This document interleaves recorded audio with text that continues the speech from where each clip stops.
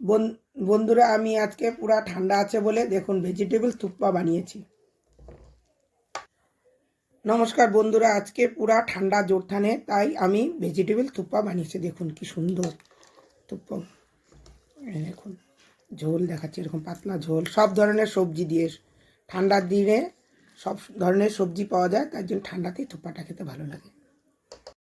দেখুন কি সুন্দর। এখন আমি প্লেটে দিব।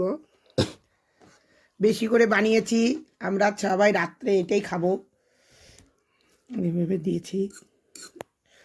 আমি স্যুপ দিব, দেখুন সবজি দিয়ে পাতলা স্যুপটা কি সুন্দর।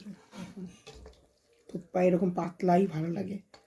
পেঁয়াজ দিব, কুচি কুচি করে কেটে নিয়েছি, এক জায়গায় পড়ে গেল।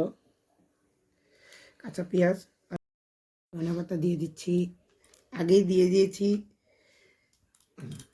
অল্প একটু চাট মশলা দিয়ে দিলাম, এবার এসে আর অল্প একটু লেবুর রস আগে দিয়ে দিয়েছি একটা গোটা। বন্ধুরা আমার ভিডিওটা পছন্দ হলে লাইক শেয়ার সাবস্ক্রাইব করবেন।